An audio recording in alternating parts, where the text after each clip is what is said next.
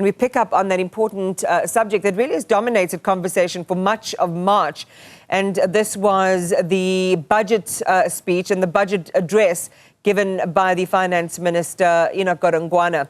Now, the Pietermaritzburg Economic Justice and Dignity Group says, and has reminded us, as it always does, that the average cost of a household food basket reaching around 5,300 Rand in December of 2024, that was up from just over 3,000 Rand in December 2019. So it shows you this alarming increase of more than 68%. So this contentious value-added tax increase by 0.5 percentage points, and then we're expecting another in 2026, which will take it to 16%, so another 0.5 percentage points, will be putting a strain on already burdened consumers. So the poor and the working class in South Africa continue to be the most impacted by these changes. The former Statistician General, Dr. Pali Lehohla, wanted to share with the country just the impacts of this in 5 quick slides. And I think it's reminiscent, Dr. Lehohla, of our last discussion, which really went down quite well in understanding the content and the underpinnings of some of these big economic decisions that are made in South Africa. So as an opener, I mean, let's just start then with your view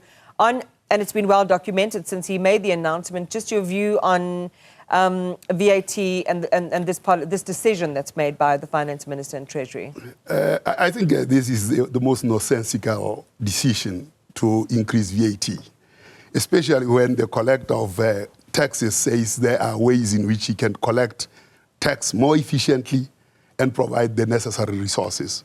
For government then to decide to provoke the nation with a 0.5 and another 0.5, it's actually gimmicks, and that is not going to pay off in the end anyway. There are many options that can be taken on board so that, and we do not need that puts nation in conflict. I'll just try and show what the background to this is. For instance, the background in the main is the education system, how people acquire assets so that they can fend for themselves.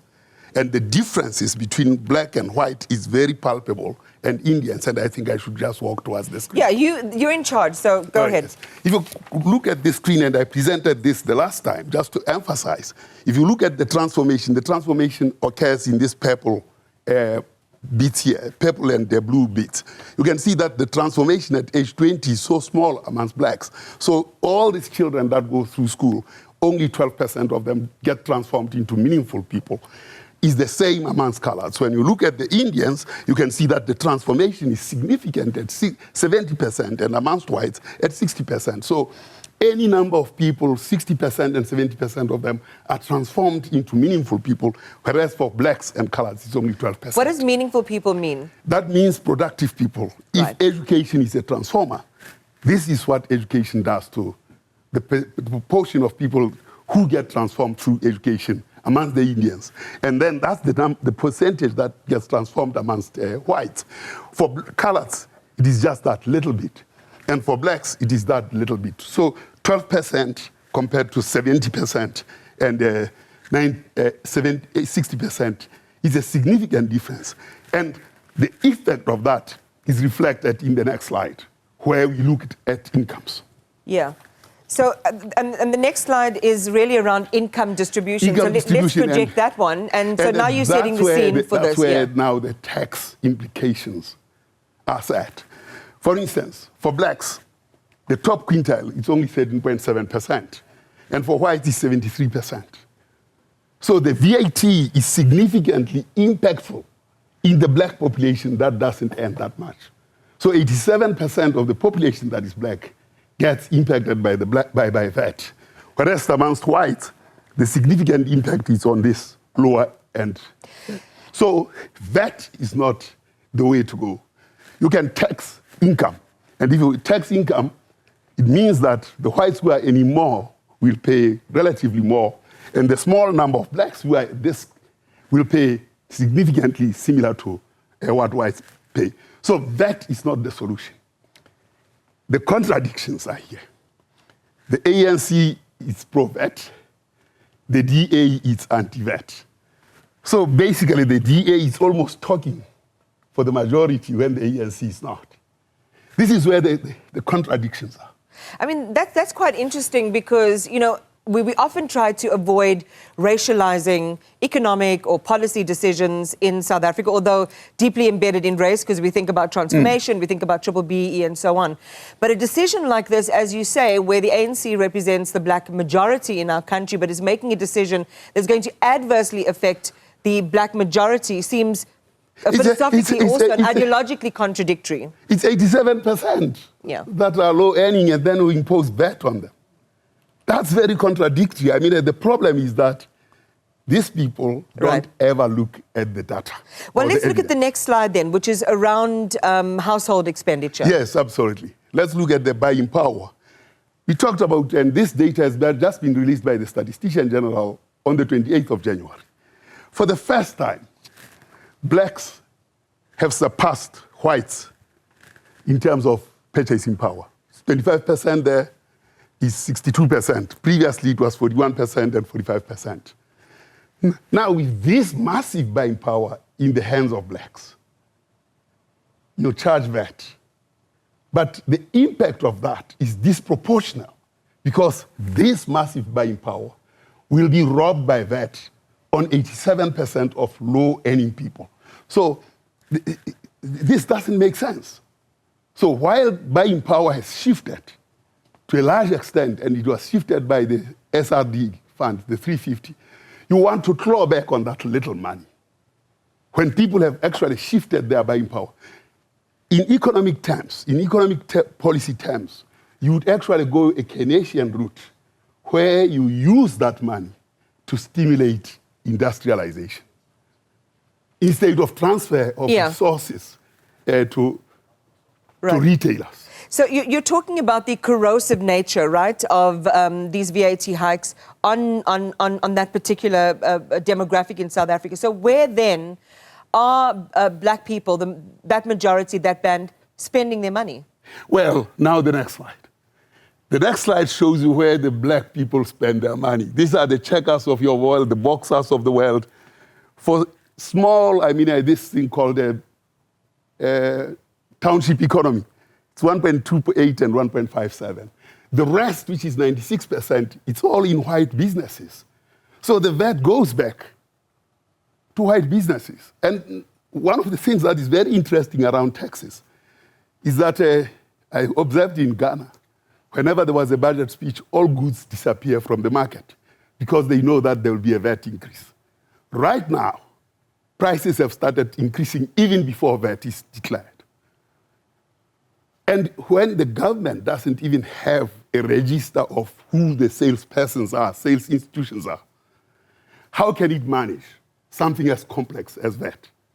What does it say, this particular slide, Dr. Lehohla, about even, so first of all, who's the ultimate beneficiary of a VAT increase? So the ultimate beneficiary in the economic sector in South Africa of a VAT increase.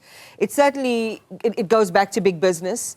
And it avoids or it swerves one of the economies we're trying to serve and grow, which is the township economy. Oh, yes. I mean, look, the petrol where we buy is in these big businesses. Only the township economy would collect some VAT, but it doesn't even have mechanisms of collecting VAT. So this thing is very, very theoric. It's not thought through appropriately. It's just bringing conflict in society unnecessarily. I think let's round it off before you join me again here on the big question that we've been asking, because we're trying to create growth. I know we've projected at 1.8% growth in this economy. By consensus, pie in the sky, by and by. We don't have the mechanisms to achieve that, and our quarterly figures are corroborating that 0.6% growth in the last quarter. Is this a growth budget? It is not. And the next slide I'll show that it is not. Yeah. Let's get the next slide. This budget is non-growth inspiring. Let's start with the gross fixed capital formation. 900 billion has been set aside for the next 3 years, particularly for building gross fixed capital formation. For that to be effective, you need to invest at least 30% of the GDP. 30% of the GDP is 1.2 trillion rands every year. Not 300 billion every year, which is the case for 900 billion on infrastructure. So for 3 years, you will need 3 times 1.2 or 1.5 trillion, which is 4.5 trillion rands. That's what you need for a growth budget. Not 300 billion, You do not create more milk from a cow by the calf hitting the teat of the udder several times. You feed the cow. And that's what produces milk, not when the calf keeps on beating the teat of the mother. Dr. Lehohla, maybe join me here. And now I'm coming to this. Yeah, Let me point to this. Yeah, go ahead. This is South Africa. This is International Comparisons Program. And our guys who are dealing with the plans in government hardly know about this. This is a global product in which South Africa participates. The price levels index in South Africa, it's up here. The price level of Egypt, it's here. The price level of Nigeria. And these are the top three economies and on these the African have very continent. low price levels. Yeah. So investors will come to these countries. When we increase VAT, you are increasing that price level that is already very high. So when you look at just price levels, which are inspired by bad policies, the problem is the bad policies that we have in the country, economic policies that are non-existent, which yield these high price levels. In fact, when you look at real interest rates, they've been above economic growth for the longest period. And in some part, they are influenced by the monetary policy. So unless you start addressing this, so this is the price level of India. South Africa is a relatively small economy compared to China. It has that high price level. Compared to Egypt, whose price level is here. So investments will go to these nations. Yeah. Dr. Lehohla, join me here. Let's just tease out some of the themes that you raised there. When you say what we're budgeting to yield the kind of economic growth that we're changing is vastly under the threshold, one would say, well, that should be an obvious thing, right, for a policymaker or for the great minds at Treasury and within the ministry. You could call that great minds. Well, I'm asking. That's drafty minds. Yeah. They are drafty minds. They would have known right at the beginning that that thing is not going to move the needle.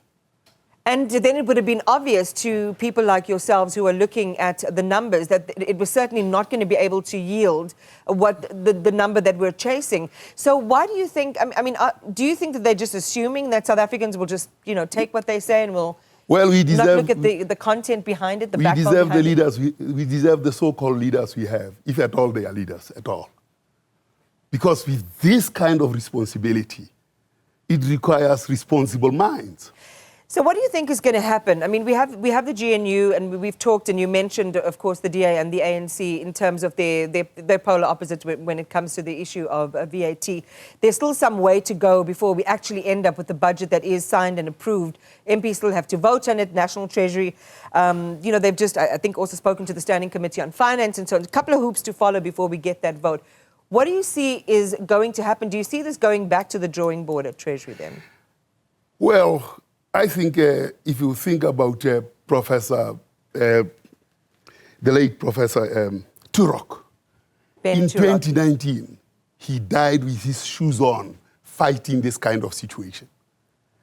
We have slightly moved the needle that with the protestation by the commissioner of SARS, the budget couldn't be passed or couldn't be read. Whether it will be passed is another matter. But I am positive that well-thinking processes are now in place to object to this non-budget. It's no different from the budget that never was. So that never was and that was read, which is exactly the budget that never was, because it's not a growth budget. It's based on hopeless hope that is not anchored in the evidence. It is not based in economics. It is not based on anything. I think if we want to think about budgeting, we need to go and look at the Treasury of the UK, which has dumped the Margaret Thatcher and Reagan book. And they are thinking about what real growth will be. Right. And what will we take from that? Because the one thing we're not expecting is a radical change in this budget, given the journey to budget 2.0. given the fact that we have to arrive at a budget that we can actually work with and then begin to implement. So what can we see? I mean, there were concessions on the number of the VAT increase. There were concessions to SARS, and I spoke to Edward Kiswetzer, the SARS commissioner, on what this can yield. I think he projected around 100 billion can be retrieved through ring fencing the allocation that was made to SARS in this particular budget. Where will they move? Well, you know, when you don't have impact indicators, which is by how much we'll reduce poverty, by how much we'll reduce unemployment, and by how much we'll grow the economy, and by how much we'll reduce inequality, for as long as those metrics are not there in the document as we proceed as a country, forget about this is just gimmicks, and it's just crunching numbers and nothing else. So what do you think comes next then? What comes next is a budget that never was, because it will not deliver on positive employment, it will not deliver on reducing inequality, it will not deliver on reducing unemployment, poverty. That's the reality. This is where you have to put the Treasury and all these guys on the red carpet and say, by how much will this yield different results? Certainly a follow-up discussion is in order, Dr. Pali Lehohla. Thank you for sharing that detail. And as you say, the evidence that underpins and raises questions about the decisions that we're making when it comes to South Africa's budget. Appreciate your time today. No, thank you very much. Thank you so much. The former Statistician General, Dr. Pali Lehohla.